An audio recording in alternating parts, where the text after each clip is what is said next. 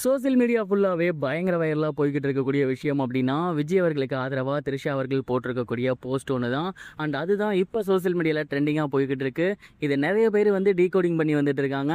அத பத்தி தான் இந்த ஒரு வீடியோல நம்ம பார்க்க போறோம். தமிழ்நாட்டுல இருக்கக்கூடிய எல்லாரோட கண்ணுமே இப்ப தேர்தலோட முடிவை நோக்கி தான் காத்திருக்கு. மே 4 திங்கட்கிழமை இந்த ஒரு தேர்தலோட ரிசல்ட் வரப்போகுது. இதுல தமிழக வெற்றி கழகம் சார்பா விஜய் அவர்கள் களமிறங்கியிருக்காரு. இந்த முறை அவர் ஜெயிப்பாரா? முதலமைச்சர் ஆவாரா? அப்படிங்கிற கேள்வி எல்லாருக்கும் இருந்து வந்துட்டு இருக்கு. இந்த ஒரு நிலையில திரிஷா அவர்கள் அவர் தான் ஜெயிப்பாரு அப்படிங்கிற மாதிரியான ஒரு ஸ்டோரியை தான் சோசியல் மீடியால ஷேர் பண்ணியிருக்காங்க. ரீசெண்டா சோசியல் மீடியா பேஜ்ல my season has officially begin அப்படிங்கிற மாதிரி போட்டிருக்காங்க. அதாவது என்னுடைய காலம் இதுக்கப்புறம் ஆரம்பிக்க போகுது அப்படிங்கிற மாதிரி. இதை வந்து நிறைய பேர் என்ன சொல்றாங்க அப்படின்னா, இவங்க விஜய்க்கு ஆதரவாக தான் போட்டிருக்காங்க. குறிப்பா அதுல போட்டிருக்க சாங்க பாருங்க, கூடிய சீக்கிரமே த்ரோன் வந்து அவங்களுக்கு கிடைக்க போகுது அப்படிங்கிற மாதிரி சொல்றாங்க. அதாவது விஜய் தான் முதலமைச்சராக போறாரு அப்படிங்கிறத அவங்க வந்து சொல்றாங்க அப்படிங்கிற மாதிரி சொல்லி வந்துட்டு இருக்காங்க. இன்னொரு தரப்புல இருக்க நிறைய பேர் என்ன சொல்றாங்க அப்படின்னா, மே 4 கரெக்டா எலெக்ஷன் ரிசல்ட் அன்னைக்கு திரிஷாவோட பிறந்த நாள். திரிஷா அவங்களோட பிறந்த நாளை தான் இந்த மாதிரி வந்து குறிப்பிட்டிருக்காங்க. அதாவது என்னுடைய காலம் வந்து ஆரம்பிக்க போகுது அப்படிங்கிறத அந்த ஒரு அர்த்தத்தில் தான் அவங்க பதிவிட்டிருக்காங்க. மற்றபடி எதுவும் கிடையாது அப்படிங்கிற மாதிரி சொல்லி வந்துட்டு இருக்காங்க.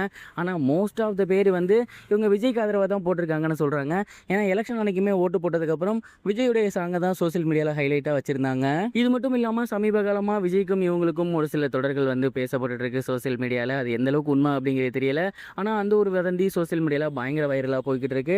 இந்த மாதிரியான காரணத்தினால திரிஷா அவர்கள் விஜய் தான் ஆதரிக்கிறாங்க, விஜய் தான் சிஎம்மாக வருவாங்க அப்படிங்கிறத ரொம்பவே ஷோராக சொல்லிட்டு இருக்காங்க அப்படிங்கிற மாதிரி ரொம்பவே வைரலாக போய்கிட்டு இருக்கு. இந்த ஸ்டோரியை பார்த்து நிறைய பேருமே வந்து சோசியல் மீடியாவில் கமெண்ட் பண்ணியிருக்குது அதுவாகத்தான் இருக்கு. நீங்கள் என்ன நினைக்கிறீங்க? திரிஷா அவர்கள் விஜய் மீன் பண்ணி தான் இந்த ஒரு ஸ்டோரி போட்டிருக்காங்களா, இல்லை அவங்களோட பிறந்தநாளை மீன் பண்ணி இந்த ஒரு ஸ்டோரி போட்டிருக்காங்களா? மறக்காம கமெண்ட் பாக்ஸில் ஷேர் பண்ணுங்க. இது ஒரு புறம் இருக்க, தளபதி விஜய் அவர்கள் மே 4 வந்து என்ன பண்ண போறாரு அப்படிங்கிறது எல்லாருமே எதிர்பார்த்துக்கிட்டு இருக்காங்க. சமீபத்தில் அவர் வந்து வேளாங்கண்ணிக்கு வருவாருங்கிற மாதிரி சொல்லியிருந்தாங்க. பட் வேளாங்கண்ணி சைட்லேருந்து ரொம்பவே ப்ராப்பராக சொல்லிட்டாங்க அவர் வரதுக்கு பர்மிஷன் கொடுக்கல அப்படின்னு. நாளான்றைக்கு எலெக்ஷனோட ரிசல்ட் வரப்போகுது. விஜய் அவர்கள் 2 தொகுதியில் போட்டிட்டு இருக்காரு. 233 தொகுதியில் அவங்களுடைய கட்சி மெம்பர்ஸ் போட்டிட்டு இருக்காங்க. இந்த ஒரு எலெக்ஷனில் விஜய் அவர்களோட அதிகபட்சமாக 150 160 வரும் அப்படிங்கிற மாதிரி ஒரு சில எக்ஸிட் போல் சொல்லியிருக்கு. பட் ரியாலிட்டியில் அது எந்த அளவுக்கு வரும் அப்படிங்கிறது தெரியல. நிறைய பேர் சொல்லியிருந்தாங்க கூட்டம்லாம் ஓட்டா மாறாது அப்படிங்கிற மாதிரி சொல்லியிருந்தாங்க. அதே நேரம் விஜய்க்கு வந்த கூட்டத்தெல்லாம் பார்க்கும்போது சாதாரணமான கூட்டமாகவும் தெரியல, ஒரு கடல் அலை போல தான் இருந்துச்சு. விஜய் அவர்களின் அலை தமிழ்நாட்டை ஒலுக்கி இருந்துச்சு. அந்த ஒரு அலையிலிருந்து எத்தனை பர்சன்டேஜ் ஓட்டுகள் வந்திருக்கு அப்படிங்கிறத பொறுத்து தான் பார்க்கணும். விஜயோட ஆதரவாளர்களும் சரி தொண்டர்களும் சரி கண்டிப்பாக அவங்க 40 to 50 வந்துருவாங்க அப்படிங்கிற மாதிரி சொல்கிறாங்க. எந்த அளவுக்கு வரப்போகுது அப்படிங்கிறத திங்கக்கிழமை தான் தெரியும்.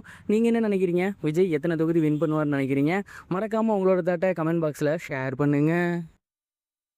இது வரைக்கும் கனெக்டிங் டிவிக்கு சப்ஸ்கிரைப் பண்ணனா மறக்காமல் சப்ஸ்கிரைப் பண்ணிக்கங்க. உடனடி அப்டேட்ஸ் பெறுவதற்கு நோட்டிஃபிகேஷன் பெல்லையும் கிளிக் பண்ணிக்கங்க.